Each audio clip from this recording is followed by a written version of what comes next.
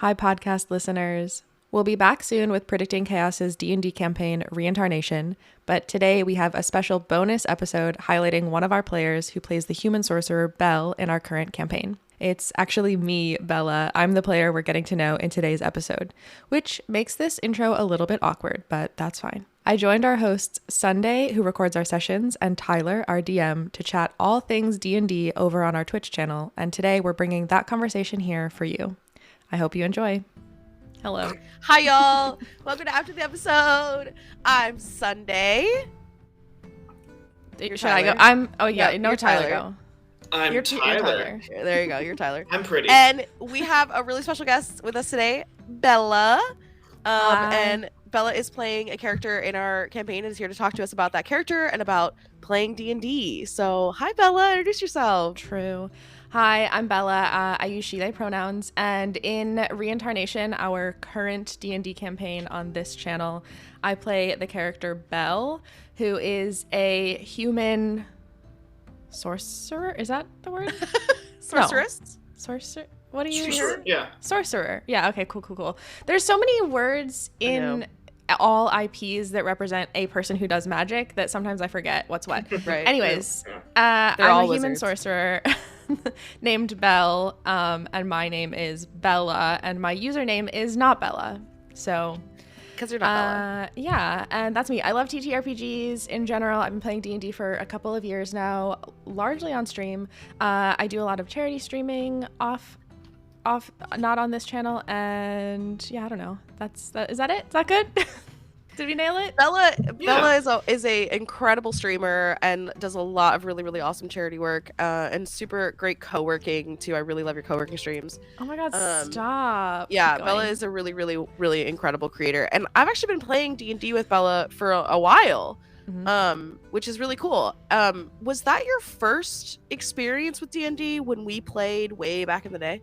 No, that was my first content D&D experience, but I played maybe 2 incomplete campaigns before then, where I think I played a campaign with coworkers first, which was pretty interesting, and then I played a campaign with friends, but neither of them were finished. It was one of those things where we played until people moved away or that happened. Was that something That'll critical? kill a campaign right now. Was that just a spoon? Yeah, it was a spoon. Okay, good. Sounded like a spoon. Sorry. It sounded like it could have been a spoon or a critical piece of your computer setup. You know what I mean? Either or. Something else that's just balancing on things. Right. Yeah, Tyler, have you ever showed chat your setup for your camera? No. Maybe you should. Nor shall I. No, we will Nor get shall I? behind the. Yeah, no. Yeah, One maybe I'll day. take a picture and I'll just Yeah, upload we should tweet and it. Yeah. It's just magic card boxes and then a camera on top. Next 5 subscribers right now gets a picture of Tyler's camera setup, and it's super Whatever goofy. you're imagining, it's worse. It's worse than you. Yeah. Just kidding. That is so funny. I'm curious. Because of the campaigns that didn't ever finish, what was it like the first time you ever had a campaign finish? That was with Tyler, right? Yeah, I think that was other than that, I had played, I think before, or maybe even during that campaign that we were playing, I had played one-shots, so Okay. those finished, but I think a one-shot is pretty different from a campaign. That was definitely my first full campaign to finish, and I think it's interesting because I really do actually enjoy the beginning parts of D&D and TTRPGs in general. Everyone loves a character sheet and making a new character. Yeah. Exactly. I love making a new character. I love the cliche, you are in a tavern and a stranger comes up and talks to you and just go with it. I love that. I don't mind those moments at all. So I don't mind. I was never mad about starting a campaign and not finishing it. But I think that there are parts of D&D that you just don't get when your character is level 1 or level 3. And so getting to play D&D with a character who was much higher level was so cool. And it's sort of it's if you play a video game and you only ever play the first day in the video game, like there's just so much that you're missing. And like the first day is really fun, but like there's so much that you're missing. And I think that was like finishing that campaign felt like that. Like I finally got to see the parts of D&D that I had been missing. The late game stuff. Yeah. Mm-hmm. Yeah. That's really good. That's really cool to hear. Cause I know I've played like many, like just 1 to 3 level characters that never get past that. That's and really like cool. there are certain characters, like I know Tyler, usually, at least in my experience playing with you often have us start our characters, and like for this campaign we started our characters at level 3, right? Is that true? That's really common, Tyler. You do that like every time, right? Yeah.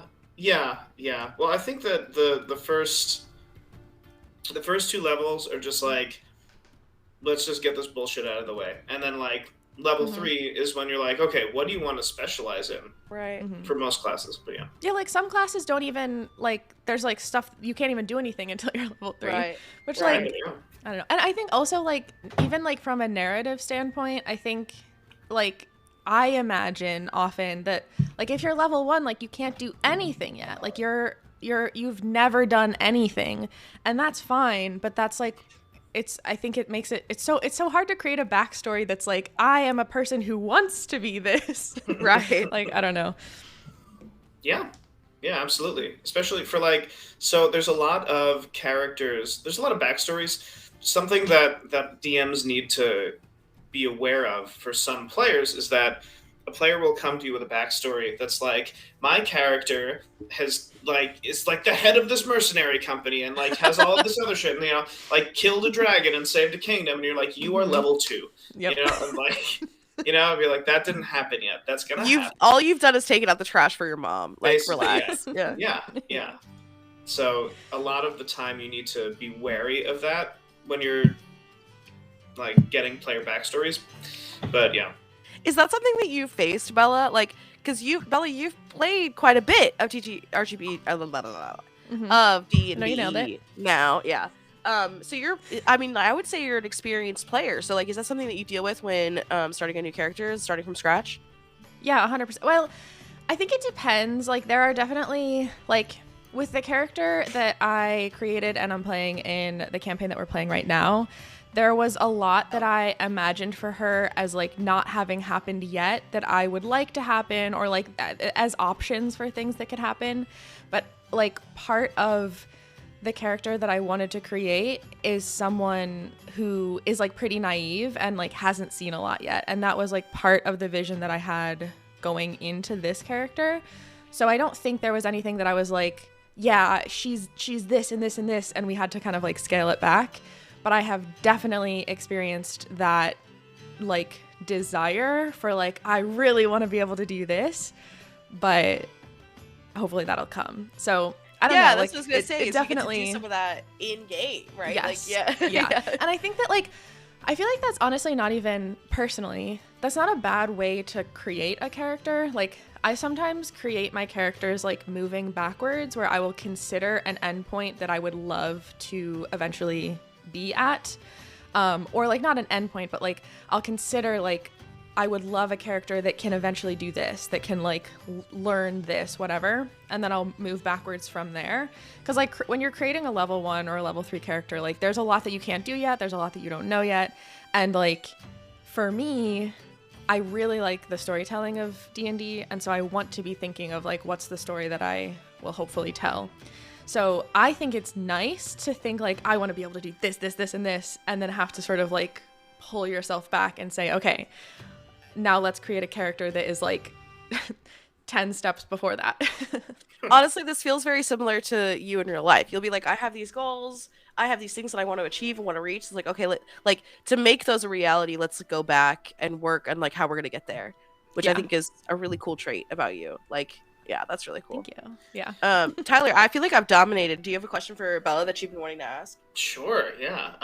So I noticed, okay, the first character, for those of you watching, the first character that Bella ever played with me is a druid named Juniper, who was quite serious. Yes. And I had no experience playing with Bella before, so I was like, like my first thought was like, oh shit, this is some like good art, like this is gonna be like gritty. And it was, and there were elements of like of fun stuff in there too. Like Juniper ended up loving baked goods.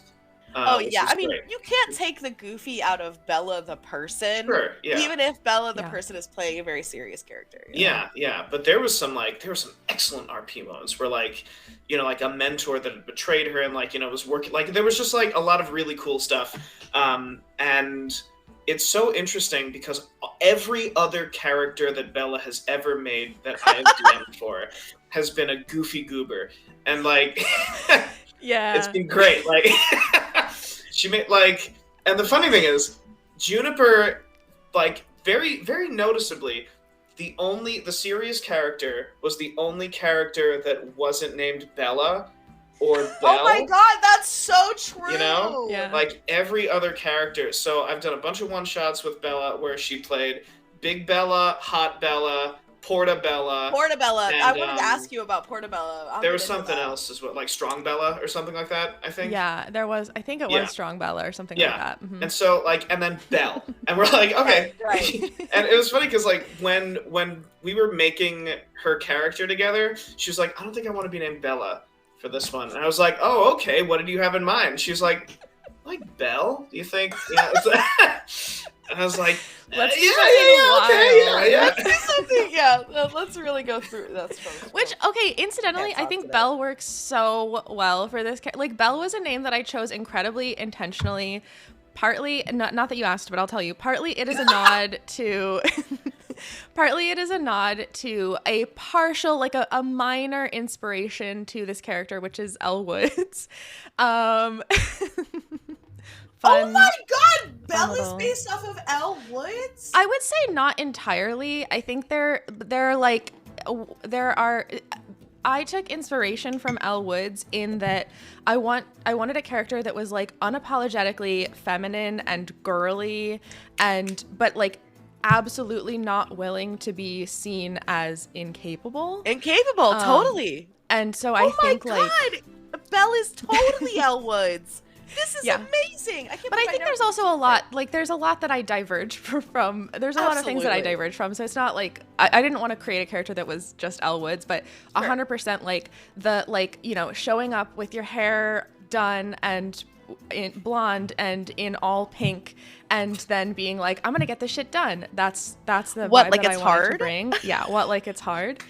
I think I even snuck in there. I've snuck in at least... I snuck in What Like It's Hard, I think, on our like character teasers in that went out on social media. And then I also snuck in there's a line from Legally Blonde, the movie, where like Elle introduces herself as a Gemini vegetarian. That's right. Oh yeah, Belle, you totally do. Oh my god. Yeah, but then also with all of the like clockwork magic stuff that we have going on, I think Belle works very well too because of the like clock reference.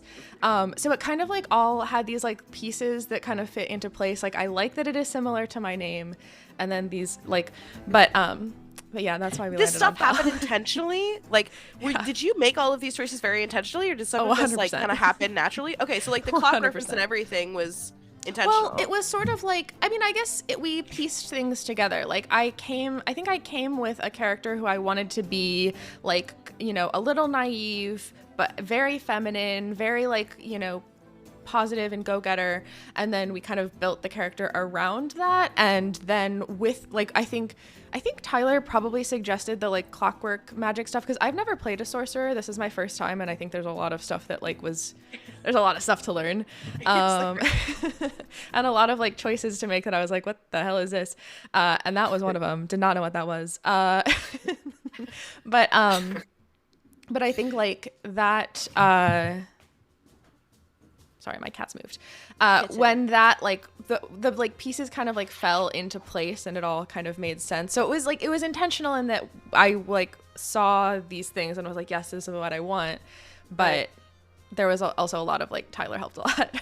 Is there anything about Belle that you've like discovered through the campaign? Like you say that's intentional in making her and playing her. Like, is there anything you've discovered about her that you didn't know when you started? Yeah, 100%. Because I think like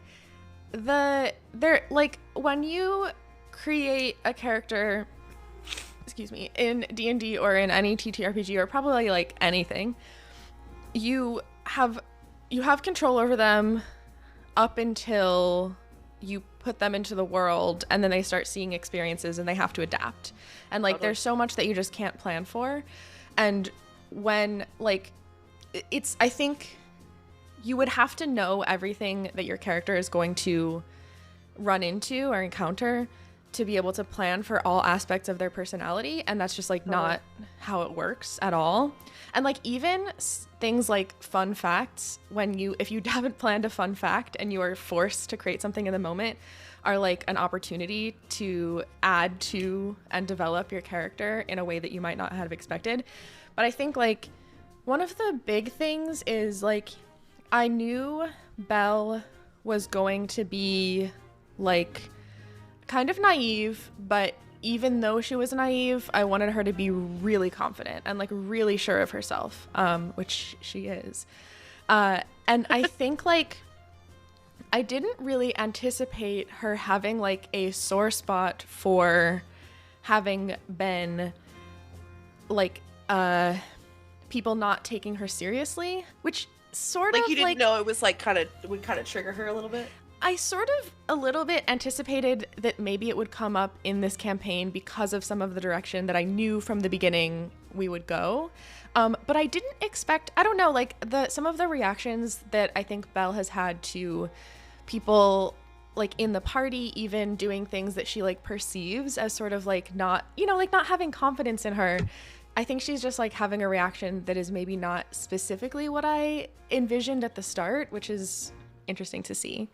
That's really but I think cool. it's stuff like that where like you just don't, it's impossible to plan how you will react to everything that you run into, and so you're forced to have these like natural reactions that happen in the moment, and those are inevitably opportunities to like develop or discover your character.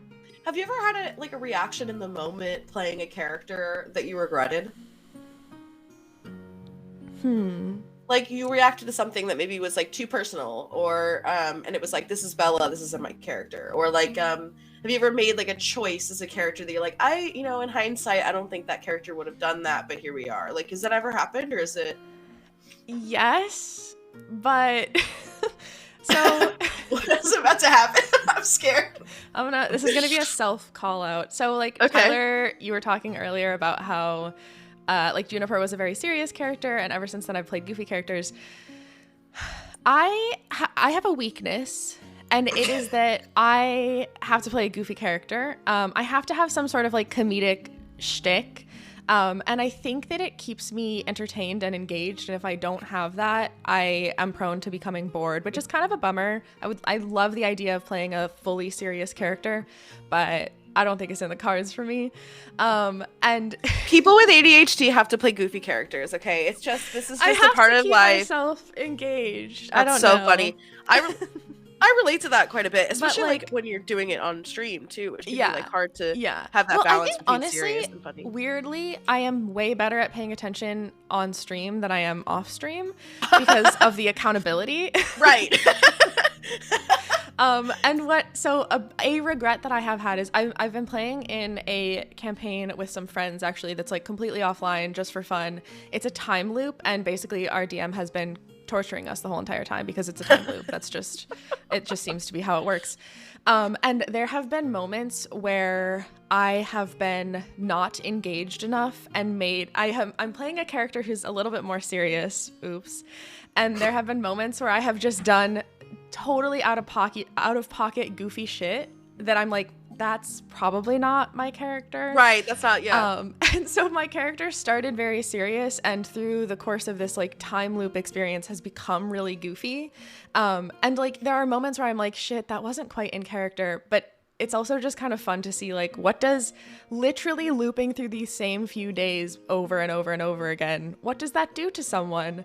That's so true. To me, like it makes me a mess. Yeah, right. No, I mean, like even for your character too, not just you, like you could have a very serious life if it had gone normally, but we're stuck in a time loop, so like this is what it does to that personality. That's exactly. Really so I don't know that I regret it, but I've definitely done stuff like that where I'm like, oh, was that in character? Tyler, do you like playing with really serious players? Oh, yeah. Or really comedic players? I don't have a preference. So in the game one of the games that I'm a player in, I've only played very serious characters. Well, no, that's not true. I have played very serious characters, and the best. So I don't think I've ever seen that side of you, but that's our influence. Well, I mean, if you have I've played goofy characters, I've played serious characters. Like any boulder shard is automatically going to be like very goofy. Yeah. And but so in this campaign, it was 1 to 20. It was like a 5-year campaign, and my main character was very serious, and he had died a couple of times and was brought back, and he was like, very no nonsense barbarian paladin, and wow, very that's serious character. Serious. Yeah, and that was like the premise of that campaign. DM came up to the people that would become our group and was like, I want to run a serious campaign because I'm running a campaign at work and they're just murder hobos. And he's like, I want a serious campaign, and we're like, yeah, let's do it. Like a Lord of the Rings, and right. It wasn't Lord of the Rings has comedy. It does. Like Gimli, the hobbits. Don't toss the dwarf. They're goofy, but overall, it's within the context. No one's like, oh, I want to go to SeaWorld. It's not. It's goofy in the context of the world. But if you there's another in the follow-up campaign to that one, I'm also playing a very serious character, but he is funny in that the things that happen around him, because he is so serious, is funny. Sure.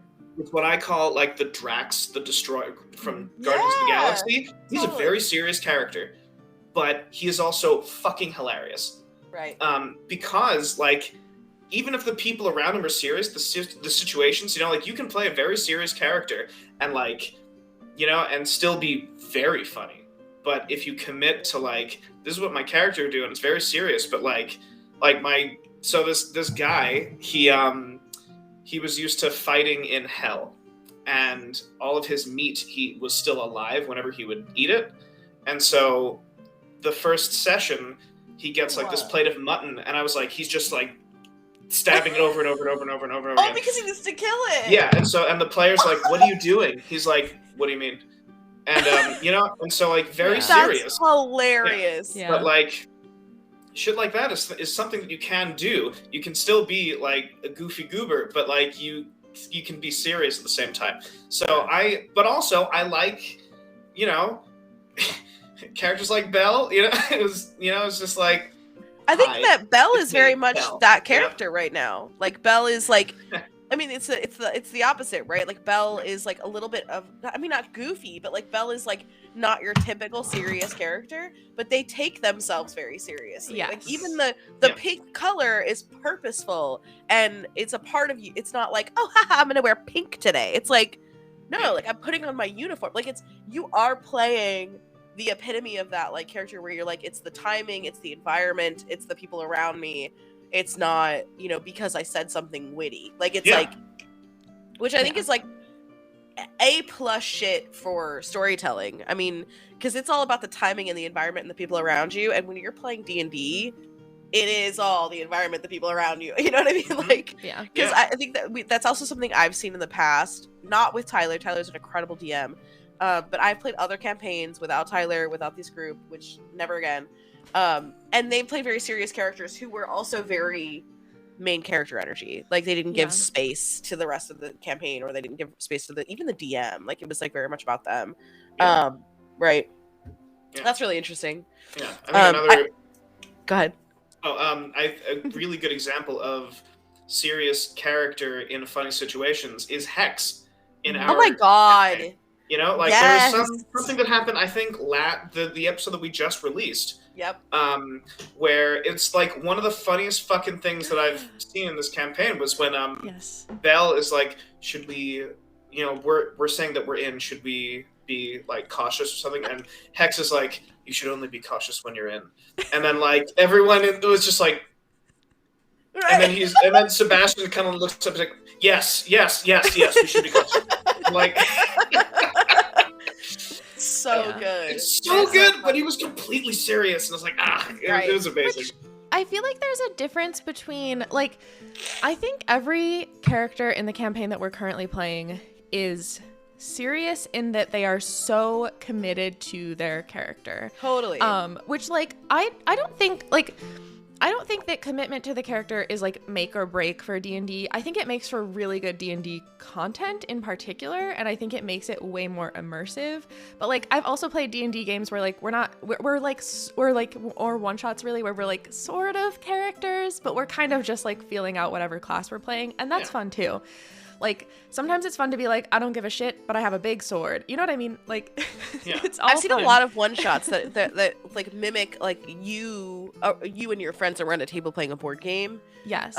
Which is like you're trying to play out the mechanics of the game, but you're really playing as yourself being fun, right? Yeah, which is I think still so fun. So good. But I think that like there's different types. Like the word serious, I think can mean so many different things because like in the context of this game, I think there's a version of serious which is just like whatever your character is, you're so committed to it that you're making decisions as that character. And like I think Belle is very serious about the I'm really committed to playing who I think Belle is, and I think that's true for every single person in this campaign, which like makes for those moments where characters aren't trying, like you said, where characters are not trying to be funny, but it is hilarious. Like I think we've seen moments like that from every single character in this campaign so far. Mavis is great at that, I think. And it's just these moments where you like someone just says something that is so natural for their character that in the context of everything is like, what the hell? Which is great. Well, you could be a really committed or serious player playing a goofy character. Yeah. Right? Like it's like if you use serious in that way, like it's like it's that separation between player and character, right? You can be a really really goofy person playing a very serious committed character. Yeah. Right. Too. Yeah. And it's easy to I think it's easy to fall into, especially if you're playing in a one shot, it's easy to fall into my character, the character that I've chosen is a meme. And that's what I'm doing for this session. And it's easy to in a one shot because like Dietrich has done that so many times. The character I played last time, I got caught in so many memes. Yeah, but like it's easy to fall into. I regret it. Yeah, it is. No, I don't regret Dietrich. I just mean like I regret like not taking Dietrich as seriously, right? Like even like committing to the bit is like better than like medium being goofy, right? Like. And I think that, like, for new players, I think that this is something we haven't talked about yet, is, like, newer players lean on comedy to be better at RP. Like, it can be really hard embarrassing. Like, you can have a lot of stage fright, and it's easier to be funny than it is to be serious, I think, for a lot of people. So, like, you have these first-time players who, like, I know that that's what I did for a really long time, and it wasn't until way later that I played something really serious, and I really enjoyed it. Because I was, especially we're on camera, too, like, it can be, you can have kind of a stage fright and lean on comedy, right? Like, and, like, having fun with your friends. I think that that's totally a thing that new players do, and not necessarily a bad thing. Yeah. Actually, I have a question for Bella. So Bella, you've now played in campaigns with me from like what? It's been like 4 years. Has it really? Like since like what? It was the pandemic, right? Or the year after the pandemic? Right. I think it was either the end of 2021 or the beginning of 2022. I think it must have been the end of 2021. Yeah. That feels like yesterday to me. So it's been like 3.5 years, right? Wow. Something like that. So from like the first and you'd played before, right? Yeah. Had you played a lot before, or was this like it was still pretty new? I think before we started that campaign, I had played like in total probably. It was those 2 unfinished campaigns, right? Yeah, like probably 10 sessions in total, and both were unfinished campaigns. So then going from that first couple of campaigns, even like just Sunday Adventures, going from that to now, what would you say are like the biggest changes in your like RP, like in your like philosophy Play behind style, playing, play totally. style, Yeah, like things yeah. that you like, things that you don't like, like what are the biggest changes that you would say have occurred in you as like a player? I Between think those. that when I first started D&D, or like when I first, the first campaign that we did together, I preferred combat to role playing because I was more comfortable with it. And like combat's Really? so fun. Like, come on. And I think also the campaigns. That's a hot take. It's so fun. The campaigns also that I had played before, those like sessions that I had played before us playing together, the most fun parts of those were combat, and I think it's because everyone preferred combat that I was playing with. And I think that's, the vibe I don't was know, different. but like I feel like that's probably true for off stream or like non-content campaigns. Absolutely. The and not for everyone, but I think like for if you're like hanging out and like just like goofing off with your friends, like the combat's the fun part. And like I still distinctly have this like strong memory of a moment in one of those campaigns with me and my friends where we like killed some big huge monster together, and like we had all this like teamwork going into this like combat, and it was so fun. And like that was one of my first few like moments in D&D, and I still remember it a little bit. Like I can still remember parts of that combat, and that was super fun for me. And I think that was like what I expected out of D&D, and what I thought would be the fun part is like the mechanics of the game and the combat. And now I like combat still, like that's not going anywhere. And I think that like I still really, really appreciate I think that there is a level of like cooperation and collaboration that you only see in combat. Like you can see it in roleplay. Like there's collaboration. We can make plans together, like whatever.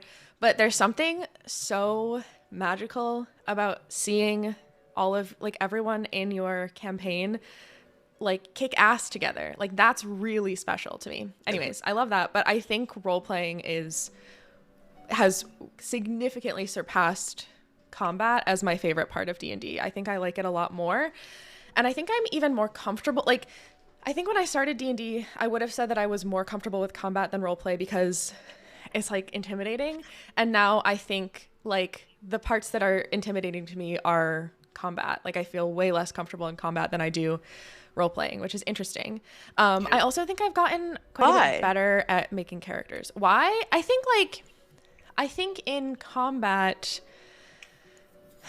weirdly, I feel like it is a piece that I don't practice enough somehow. Like I don't really know how best to practice D&D combat. One shots. It feels like I feel like it's the time where I'm looking at my character sheet. Like I think I scramble to figure out what I want to do in combat. And I don't always think I make good choices, which like it doesn't matter, like it gets done in the end, and we're playing as a team. So like I can have a not super strong round and I can be kind of carried by the rest of my team, but like I frequently feel like I don't know what I'm doing in combat now. That's so interesting, because like hearing it from your perspective of like what is going on inside your head when you're thinking about these things and like how you perceive yourself is not how I perceive you. Like I don't perceive you as somebody who like has made mistakes in combat or like doesn't feel comfortable with combat. Like I've never seen that. I think it's actually kind of one of your stronger. So like I think especially with Juniper with the magic, that was like one of your first times playing like a ton of. You had like all those animals to keep track of. That was so fun. It was so good. I would play a wild shape druid in a heartbeat anytime. Yeah, that was you were so fun. So good at that. Like you always seem to have the mechanics down. But like that's remember, because behind the scenes I was like, what animals? What? I remember that. You could like, hold on, I gotta Google. Wait, it how big is this? Right? Tyler, can you check to make sure this is right? Yeah. I just remember when at some point Bella was like, "I'm gonna summon 12 snakes," and I was like, "I'll never forget that." The rules sometimes were a little silly around that, which I loved. But I think like with combat, maybe it's that I overthink combat a lot, and like I think something that can happen in combat that I know just because of the way that you play combat, Tyler, I know that you're aware of this and you do a really good job of making sure that it never has to happen. But sometimes in combat, I feel like I have played combat before where it's like okay, there's, you know, the 4 party members and we're fighting a big, huge, giant monster, and it's gonna take us like 15 rounds to just until we get all of the HP down. And so it's like, I have my sword, I have this one spell, I have my axe. Okay, next round it's the same. And like, I don't like playing combat that way. Like, I know that if you're playing a fighter, there's a certain amount of like, I'm using my sword, and then I'm using my sword, and then I'm using my sword, and like that's what it is, and that's okay, and that's fun. But like, I don't want combat ever to feel so repetitive, and so as a player, I think I put a lot of pressure on myself of like being like RPing my combat and being like, would I do the same thing twice in a row? Does it make sense here? Should I try something different? What am I noticing?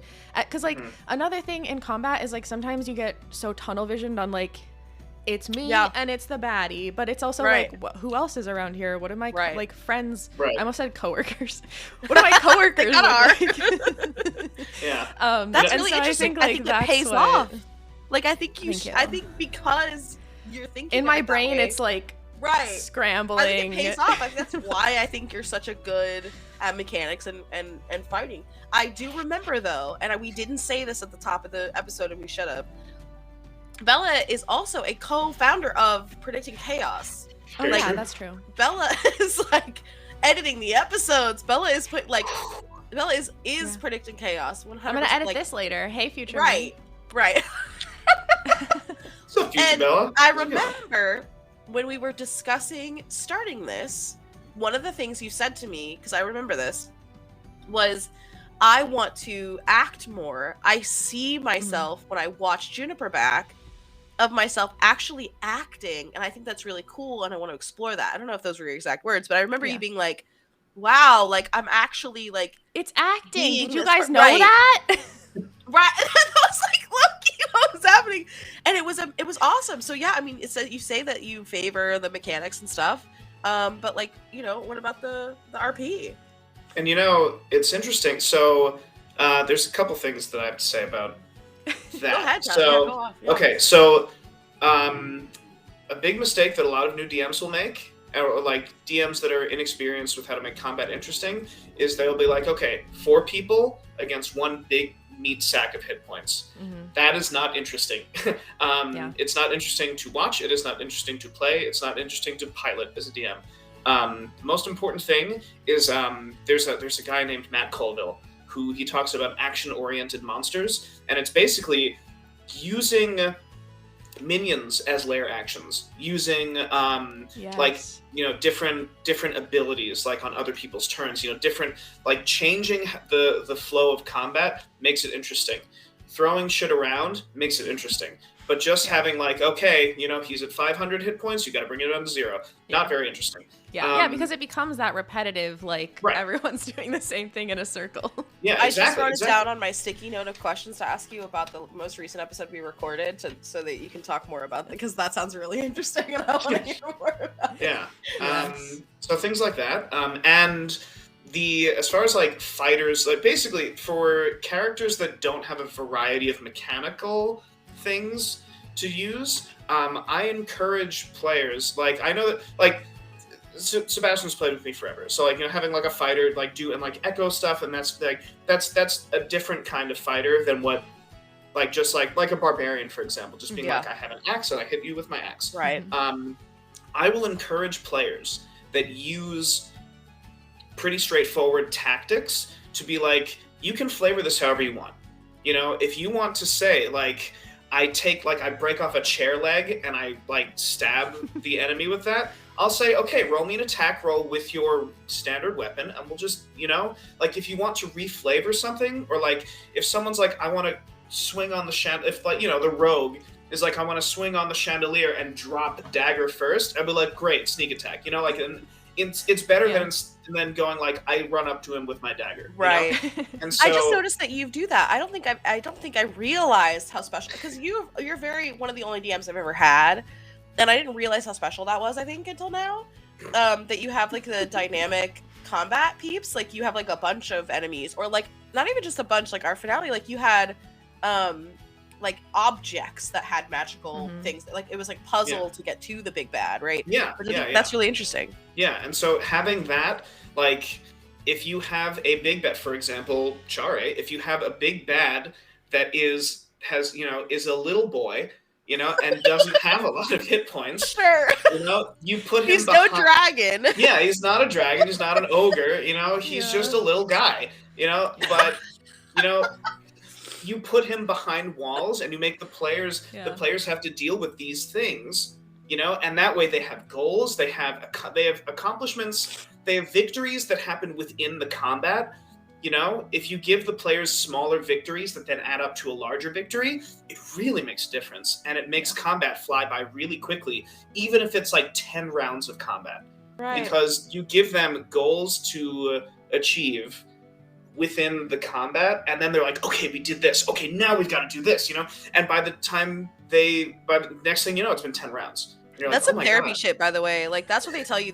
I'm serious. They tell you, like achieve like these little small wins and small goals, and you like feel better. Like that's some psychology shit right there. I was reading. I read this manual called Critical Core, and it's so cool. It's a specifically like a behavioral. Shut up! Like therapy thing for Dungeons and Dragons. Be so fucking for real. RPGs. That's real? Yeah, they use. I just read there was this passage that was like, it's so cool. It's like when something negative happens to a character. So like if the character fails at something, you say, oh, your character, trips over this and falls, or like your character is so mad at this happening. But when something good happens, you say, you pass this check. You're like, how do you want to do this? How do you want to kill monsters? You're therapizing us.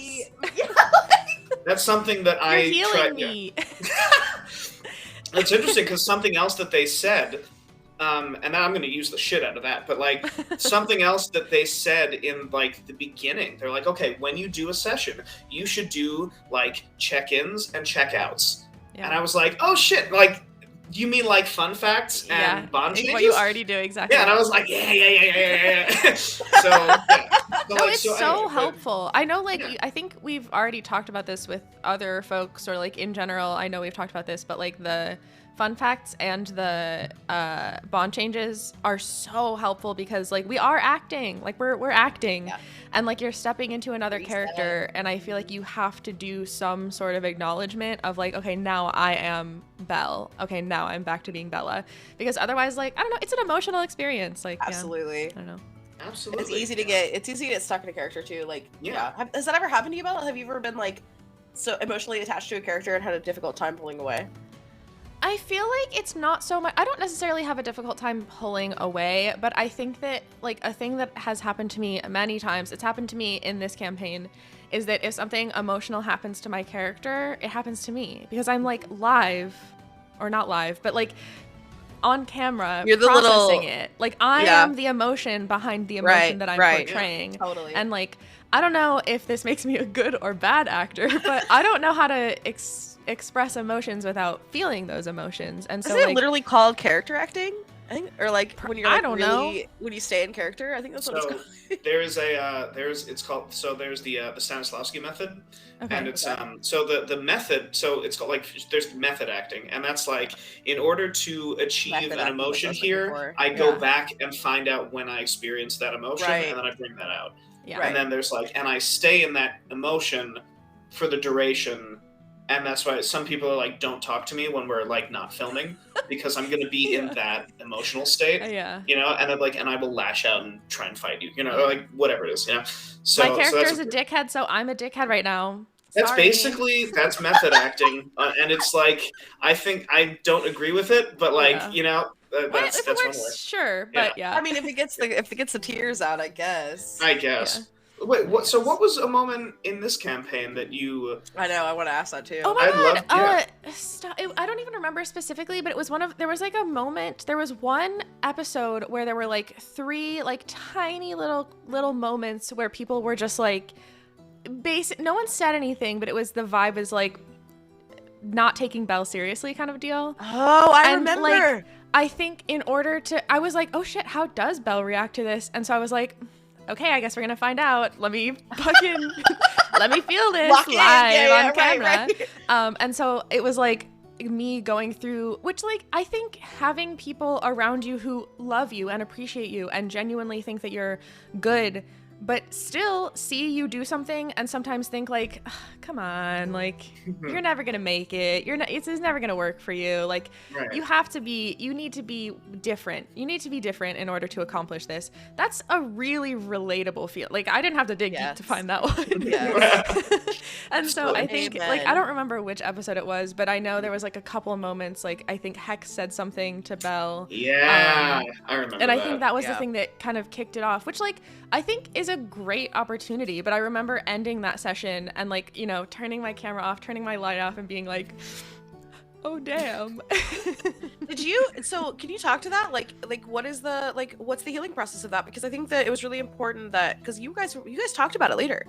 You guys, like, as people, not as Yeah. characters, not as players, not on camera. It was like, because I think it's really important who you play with, because D&D can be so vulnerable, and when you put yourself in those spaces, like I've definitely experienced that, where I played at a table of people I did not trust and love, and it can be very hard, and it is very personal, the same way that like even having a good time, it can be very personal. So yeah, I mean, like, how do you do that? What is it like? I think for me, I like to approach everything that every emotional experience in D&D as like an opportunity and as a gift. And I know that that's cheesy as hell, but I don't care. Because I think that awesome. like, I think that we grow. I think that like empathy, for instance, empathy is a muscle that takes like practice to get stronger. I think empathy is not something that you just like wake up and you're like, I feel for everyone. Like As someone who's taking care of 2-year-olds for a living as a previous job, let me tell you, empathy is something you develop. It is not something you are born with. Yeah, and I think that there's like a certain amount of natural human empathy. Like I don't think we have to be taught to be instinctively a little empathetic, but I think to be better at empathy takes practice. And so I think that like every time I get to feel, because there is like I get to personally feel the emotions of my character, but like at the end of the day, I am not Belle, and I know that. And like I get to step into these emotions that are kind of mine, but really aren't mine. And I get to feel something that is an experience that I will never have, because I don't live in this fantasy world. I don't have like a potentially evil ? Father. You know what I mean? Like there are these. That's really funny. Toot in. Anyways. Remind me to come back to this when we need a foreshadowing clip. But no, take it back. Stop. Don't. No. But like, you know what I mean? So like I'm feeling real, genuine emotions, but at the same time, they're removed just enough because it's not a real person. Yeah. And so when, that's even why when therapy things, is the role play. Like, yes. Yeah. And even when things like hello. Even when things like another character, sorry. That's okay. That was funny. Even when things like another character saying something that hurts my character's feelings, like even though that's like more simplified in that could hurt my feelings, as you know, a person saying something like that to me could hurt my feelings. Like Hex is not Sebastian. Sebastian didn't say something unkind to Bella, and Hex didn't even say something unkind to Belle, but whatever. But you know what I mean? It wasn't Sebastian saying it to me. Right. It was Hex saying it to Belle. And so there are these levels of removed that allow me this opportunity to feel an emotion, which expands my empathy, which allows me to experience these like complicated but also really interesting human emotions. But at the end of the day, I get to remember that like I'm stepping like into low a character. Risk. Yeah. And that's so I think that helps. Yeah. And I think that's the importance of like, firstly, the bond changes at the end, I find really help to be like, because then we can talk about like, right. I get to right. step out now of, I get to embody this, and now I get to step out. Yeah. Sorry. And character voices, I think, are the other thing that we talked about this last time. Yeah. It really very helps. important. You know, it helps differentiate. You know, because then, like, for example, like I can, like, as a DM, like different voices. You know, because you can be like a character like Aerolith, for example, who like is a dick, you know, like says dick things, you know, to people, you know, says like, oh, you're a fucking child, you know, so, you know, but then at the other end, you know, you have someone like, I don't know, Turris, who's like, you know, or Celia, you know, who's like, who's very Turris. like, you know, but like, it's still me, you know, I'm still playing the same, you know, like, but, you know, but they're very different people, and having a character voice, like Hex, for example, you know, Sebastian isn't like that, you know, but, you know, having something like that, bless you, sorry. Having someone like that, you know, and having a character voice, even if doesn't have to be an accent, and I was just talking about this today, it doesn't have to be, you could do a shit British accent, you know, and you can be like, I don't know how to do a British accent. I'd be like, whatever you try, that's real. Because England we talked about this in the last episode of this. Because England doesn't exist here, you know. It becomes its own accent because you made it up, Right, and that's how you know, and that's how the rest of the party knows. This is this person talking right now. There is no possible way of mistaking it, and even like Belle, I think, is a character voice for sure. That was gonna be my next question. It was like, Belle is definitely a character voice. You change your voice for sure. Yeah. And I'm like, curious, it's like, funny has it helped? because like I in my mind, so character voices super intimidate me, and in my mind I've never done a character voice because I can't do accents. I don't really know how to like I feel like that is honestly, truly, it's just a level of, it's not that I can't do it, it's that I am afraid to show that and be vulnerable and be bad. I'm an Aries, and I am an older sibling, and I am terrified of doing something and being bad at it. Like, it's so scary to me. So I would love to try a character voice, but part way in my head, I've never done it. But what's interesting is after the last time, like, I've been thinking more about character voices after we talked, I heard y'all talk about it. Right. I notice myself when I am playing Belle, I hear my voice change. Like, I thought that was intentional. I don't know if it is. It's hard to tell. Like, in particular, if I'm like, I will notice in these moments where I'm like talking as Belle, saying my Belle dialogue, blah blah blah, whatever, and then I'll say like, okay, and then I have then I want to do this, and I hear my voice shift, and I'm like, totally. Even if it's just like totally, like, it is intentional, but I don't. But I sort of forget that also is a character voice. It's like a little like singing. Like, you've tonally changed your voice, and it like differentiates like who's talking. I can literally feel it even in the way that I like will sometimes like move my body a little bit as if I'm like sitting out of it. Like, every time, I don't know if you noticed this, but every time you're playing Belle, you sit up straight. Every single, I thought you did it on purpose, Bella. Truly, when I am playing Belle, I'm completely her. Like, I put my brain into that space as a character. I'm imagining the way that I'm holding myself. I notice that I smile a lot more. Like, I smile, but like, I smile when I'm being Belle because like that's what she would do. And like, I think like, you know, we're just making a silly little show. I don't, you know, in some ways it doesn't matter that much, but like, I really feel like when I'm playing this character, I'm entirely this character. Yeah, and that's awesome. Like, that's what I mean. Like, how cool is it that we discovered that? Like, and I never would have even thought to ask. Like, I thought that was very intentional, especially with you spend so much time being intentional about your name and your character build and who she wanted to be, but you didn't even notice that, like, you like kind of shake it off, and like you sit up to go, like you'll be like here, like you don't like sit slouchy, but you'll be here, and you'll be like sit up straighter. It's intentional, but without really it's like it's somewhere in between. Like, I am making that choice intentionally, but I'm forgetting that that's something that I'm doing. Yeah, things like that. Cool. Yeah, things like that can, even if you're not using a voice, it is important to have one thing that differentiates yourself from your character. So like, if it is that like, oh, I sit up straight, you know, like if it is like I'll like from an NPC perspective, like Aerolith, I fuck with my eyebrows. Like, you do. So like, you know, little things that little things that definitely make it different than what your character is, than who you are. You know, even if you can't do a voice, even if you don't change your voice or anything, if you like, you know, if your character always talks with their hand, you know, like if your character talks with their hand a lot, that's a character voice. kind of. Or even you know? like changing the words that you use, like changing Yes. your vernacular, or like Yeah. I've seen characters where someone just says a shitload, like more than they would regularly, and I think that is a really good indicator. Like I don't remember where I saw this. It might have literally just been some random, like, because before we started this campaign, I did a lot of like, let me just watch D&D everywhere, and I think it might have just been some random, like, I watched like 5 minutes and saw someone like as clearly as their character, they would start every sentence with and I was like, dang, that's good. That's really good. Yeah. What's a good one? What's a good one for beginner players, Tyler? Like, what's a good like character identifier or body language or word or something that beginner players can do when they don't feel comfortable doing like an accent?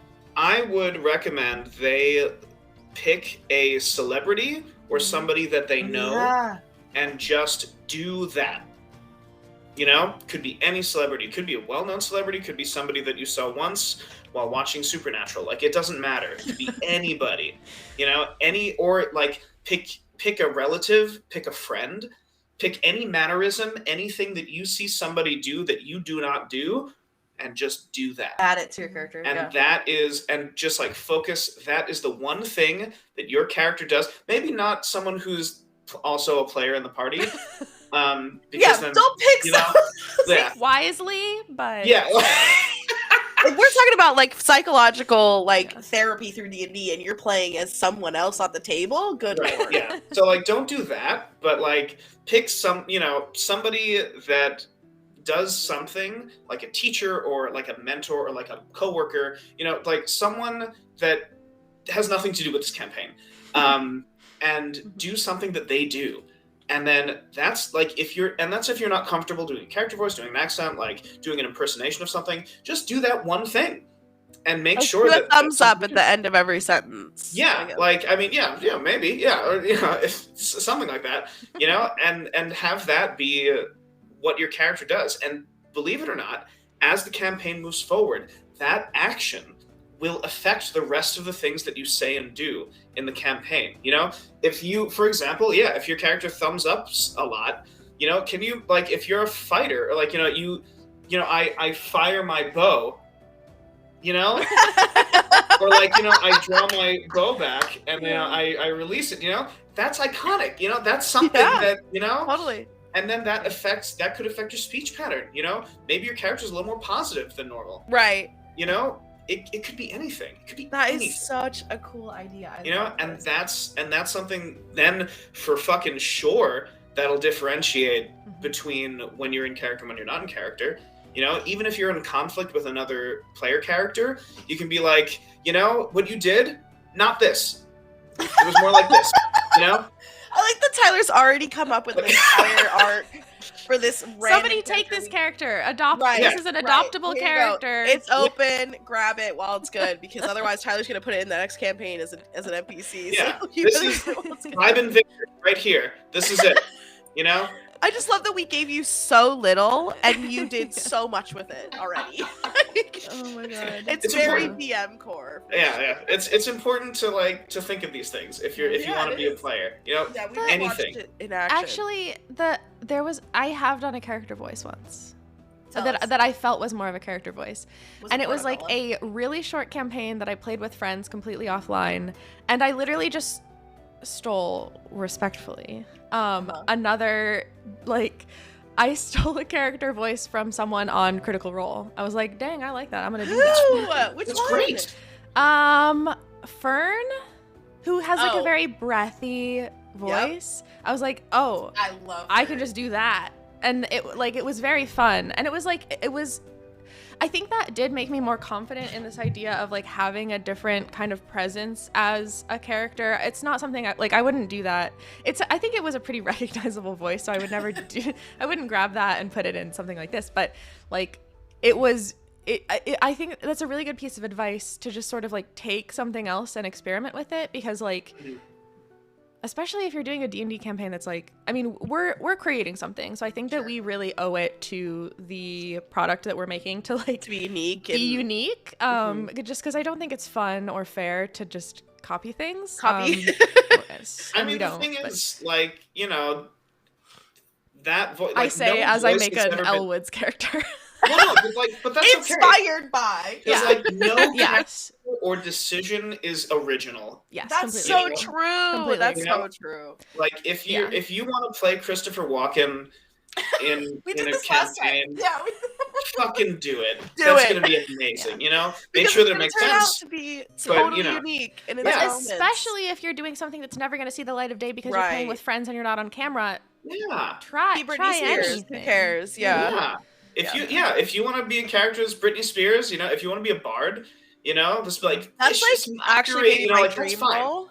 That's actually maybe my like dream D&D role is being like a pop star bard, I love that. like a do bitchy it. pop star bard. That Yep. is so funny. Super doable. Wait, one more Super- thing about Critical Role, because I Yeah. was thinking about it earlier, Tyler, when you were talking about like adding flavor to things. Mhm. I watched a lot of Critical Role in particular before we started doing this campaign, and genuinely I think it has made me a better D&D player, because a thing that those fools do so consistently is like whatever the hell they want, in short.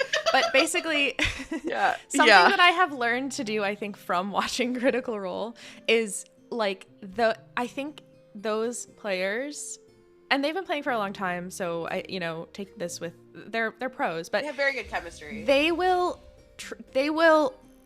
lead with can I do this, and Yeah. not like they're not like and I have found myself, I have changed the way that I play, I think, because of watching that, because I can just say like and you are so good at making this happen, Tyler, and I think that you, regardless of Critical Role, you just operate your games like this, where like you make it a space where I can say like, here's a wild idea, Right. and then you will make it like put it into the box of D&D Yes, you will. reasonably, Yeah. or of your D&D, and we've seen that happen tons of times already in this campaign, like hex flying, like there are so many things where like, and I think that is the most fun way to play, and the way that makes sure that this game never becomes repetitive, never gets boring, and Yeah. whatever, is that you can say, I want to try something wild.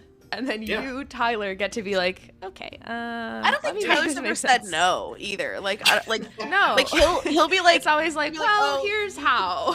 right. He's gonna fit it in somehow, which I think is really cool because you're collaborative. You're like a collaborative DM with your players, and not like a limiting DM, which is really important. I mean, even with the mechanics that you do have, because I'm not saying that you ignore mechanics, because you don't. You're not like, oh yeah, whatever, you can do it, even if it defies logic or physics. Like you're gonna make it work within the realm that you've created, and I think that's really, really special. And you do it on Yeah. the fly too. Yeah, Talk about making decisions on the fly. Yeah, but so- like something to me about watching these like professional ass D&D players be like, I want to try something nuts, and their DM be like, okay, hang on, slow down. I was like, damn, I could just be doing that. Like, I don't have to come up with like Tyler will make it work for me. And Yeah, he sure will. The rule of cool is Damn, really sorry. important.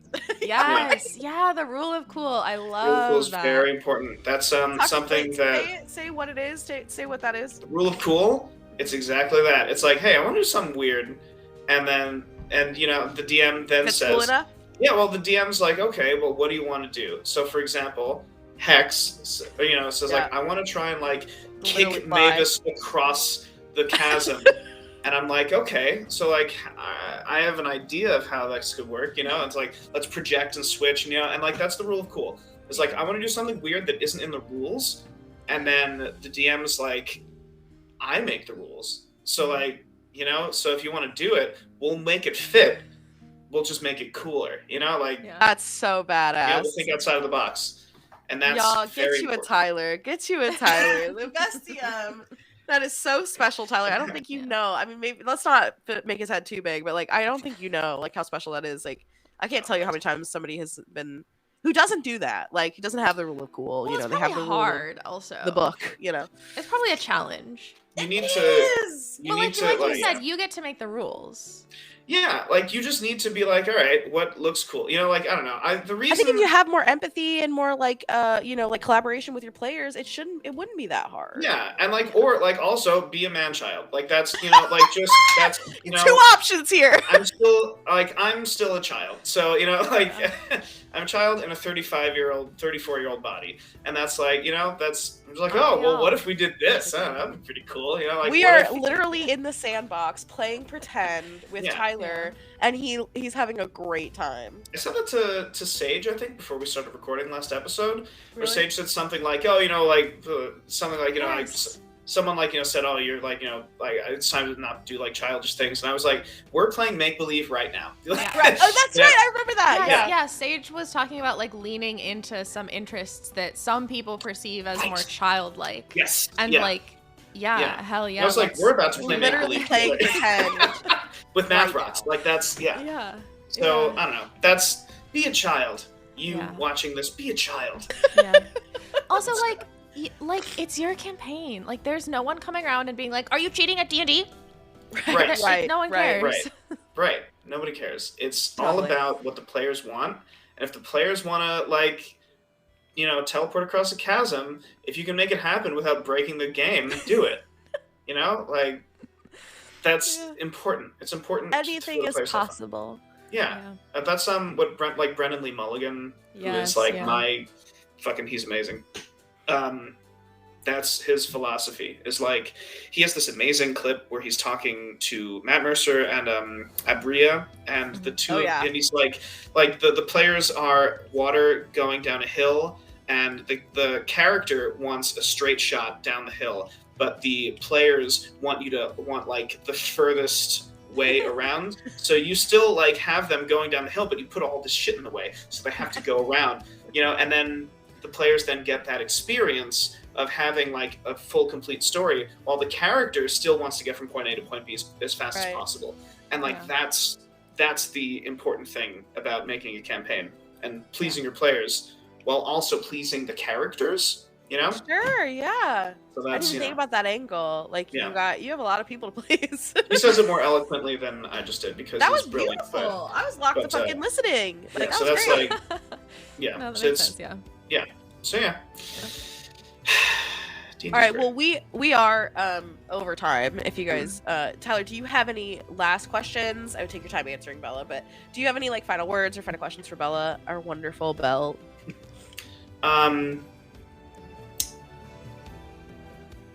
Character ranking. Of all of the characters she's all played? The characters that you ever played. Oh. What my favorite, like, of all the characters I played, what my favorites are? Yeah. Yeah. Okay.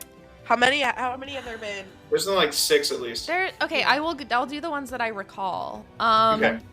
Okay. I don't care how shallow. The bottom. This Start with is. the bottom first. No, I'm starting at the top.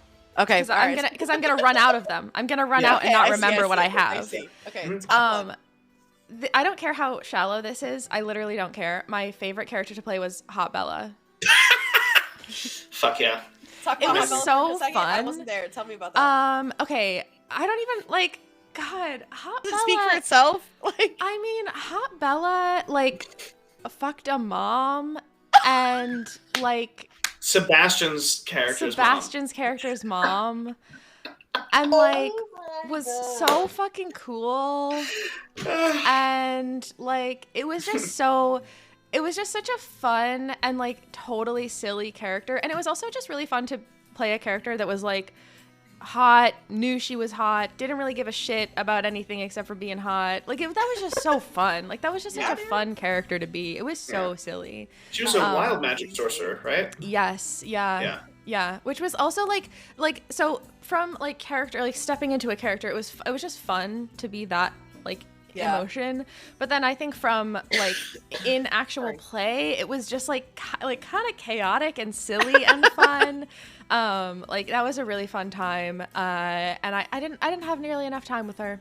But maybe also, she needs to come back. Respectfully, she was the kind of character that I think would be really hard to play for a super long time.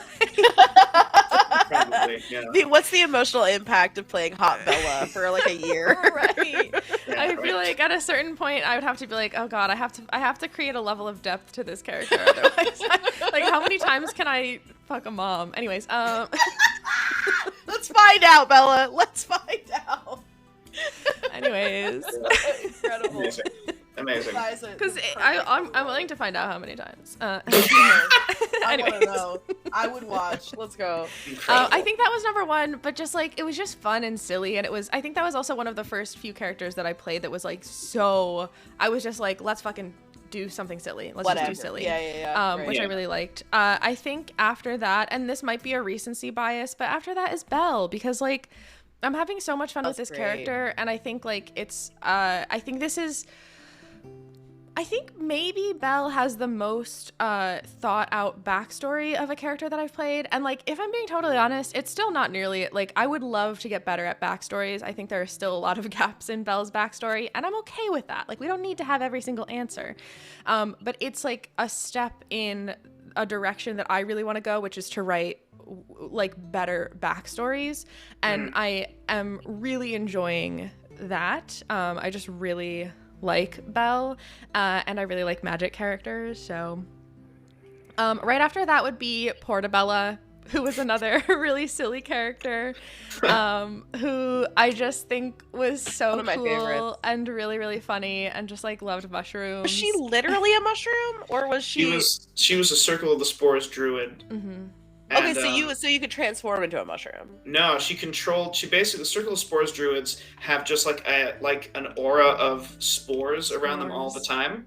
Okay. And they can like use those spores to like infect people or to like deal additional damage. It's really cool. That's really cool. Yeah. And the whole And I think character that is was, just like like- 5 mushroom facts. Yeah, and I Autistic think like character. I think that was like that was such a fun character too, because that was a type of like I'd never played that type of character, so it was really like that was one of those moments where I was like, oh my god, there's so much shit in D&D that I've never heard of, Right. which made that character super fun. That was a really fun one. I think after that has to be Juniper. I was gonna say, I'm surprised because- Juniper's not in the top 3. I mean, but like no, I have Hot to- Bella is great. like what's okay, Hot Bella and Portabella, like there's not a whole lot there, but they were just so fun. Like So fun, one yeah. night of that character was so fun, so they have to be up there. I loved Juniper. I think Juniper was the first character that I got to develop so extensively, which was huge. So Juniper really opened the door, right? Like to Hot Bella to support, Exactly. Mr. Bella. If there wasn't a Juniper, there would never be a Hot Bella or any of the other Bellas. So I love the Bella cinematic universe personally. Like, me too. I think one That is day, absolutely what you're developing. if we get enough Bellas, I think one day I want to do a one-shot that's just everyone plays a different Bella. A different Yeah. Bella? I love that. You know, like the Bella Avengers or something. Let's do it, I don't let's do know. it for like Bella's birthday or something. Yeah. It'd be like, Yeah, maybe surprise. that'll be the Like Pride one Month charity. Yeah, I'm so Fundraiser? down. Great I idea. want to be in it, but I want to play as literally myself, accidentally Like, falling not into Bella? the D&D world. Yeah. I want to be yeah. not Bella, and I'm like, what the Yeah. fuck is all of this shit? Yeah. That's so good. Oh my And then God. you could introduce yourself like, I'm not Bella. Like, Yeah. Yeah. Mhm. That's shut up, really we good. just came up with a great idea. Please. Yeah. I'm super down to play. But yeah, I think other than that, there are some other like Bella adjacent characters that I really enjoyed playing. The character, I'm playing a horse girl right now in my So yourself. time loop. My time loop, which I tried to be like a really serious girl who just loves her horse, and I'm a fucking mess in the time loop campaign that I'm playing, which is very I fun. love that. But very messy. I'm a multifaceted character, and a lot of the facets are rough. Listen, I am an onion. There's a lot of layers. Yeah. Some of the Most of them are rotten as hell, but that's okay. It's really incredible. funny. That's incredible. But yeah. Holy That's shit. amazing. All right, well, that was my question. So thanks. Well, thank you for being here, Bella, and not just thank you for being here as somebody who we interview. Thank you for being such an amazing producer and creative person behind Predicting Chaos. Like, we could not have done any of this without you. In fact, like, I think you carry this whole fucking thing on your back. Stop Bella it. is so wonderful and good at this, and also on top of all of that, and doing what you do for PC, you do like amazing charity work on Twitch, and like just have an incredible community. So like, I just feel very lucky that we get to do this with you, because you are an incredible creator, and I'm really, really excited to see what you do with Predicting Chaos. I'm stoked. yeah, and that edit. I know. Oh my god, yeah. the one that just happened. I was Please just like, watch the most recent episode. We have a great clip where Tyler has to write in fun facts, or not fun facts, cave facts after the fact. We had to retcon This a was like video our of Tyler. first time doing the like, fuck it, we'll do it in post. Right. Which and was I huge. was, it was great. so good. I was like, do it here, and then everything goes gray, and like it was It's like so a video. good. It It's was like a so video good. of Tyler like explaining on a whiteboard. It's fantastic. My favorite part If you is haven't that watched this you episode. like is Yeah. just like half of your face Yeah. is in the corner. It was. So, I've watched that clip like 10 times. Really? It's so good. That's Yeah. so funny. I'm So proud of good. that. I was like, how complex do I want to make this? And then I was like, no, this doesn't need anything. Was- It was just perfect. needed Tyler. That's so wonderful. Oh It was my perfect. god. It was perfect. Well, if you want to go watch those episodes, they are up on YouTube right now at Predicting Chaos. They are also on anywhere you get your podcasts. We are Cool. also there, so if you want to listen, we are also on Instagram and Blue Sky if you want to come hang out with us. And please follow Bella if you're not already, because you are just incredible. And hello, my coworker has arrived. Oh my god. Amazing. Thank you both for having me on. I really appreciate it. And thank you, Tyler, for all your work writing this campaign. Thank you, Sundae, for all your work recording us so that we can be like fully in the moment while we're playing. It's huge. It means a lot. And I'm really excited to see what we all together do. Because like we're kind of, look at us. We're the team. I know, We're- right? We're I was just holding it gonna down. Here we all are. We need like a and Brady we have, Bunch like- moment. Like, Oh my god, yeah. Anyways, the way that we did it, but not at the same time. Perfect. Leave Fix it it in exactly post, as fix it in is. post. Incredible. That's amazing. But yeah, we have a lot of really cool stuff that I'll speak for all of us. We have cool stuff on the horizon. We have more of this campaign. Reintarnation is our next episode. We'll kick off Arc 2. April. Is that Oh, correct? really? Yes. Yeah. Yeah. Yeah. The one that just came out is the end of Arc 1. Yep. This is Arc 2 that has just started with a Yeah. bang. So I'm very Yeah, excited that is true. for this. And that so- episode comes out on April 11th on Twitch if you want to watch it. It'll also be up on YouTube, but you can watch it after, but we'll stream it live on April 11th. Yep. But then also we have more stuff that we're gonna do on this channel and like on these pages. So keep an eye out. And yeah. So excited. Hell yeah. All right. Did we do it? Yeah. Thanks. That's it. Okay, now everybody Um, wave. Yeah, And everyone don't say look weird. Just keep saying wave and goodbye, and I'll switch us over in a second. Wave, Bye! goodbye, wave, Bye! wave. Thanks for listening to this bonus Meet the Player episode from Predicting Chaos. We'll be back with more D&D from our current campaign, Reintarnation, next episode. This episode featured our hosts Sundae and Tyler and player Bella. Recording was done by Bella. Music was provided by Epidemic Sound and Alexander Nakarada. You can find this episode and all previous episodes shared with a video component on YouTube, and you can join us on Twitch for live discussions. Check out the podcast description for additional links, leave a review if you like the content, and we will see you next episode.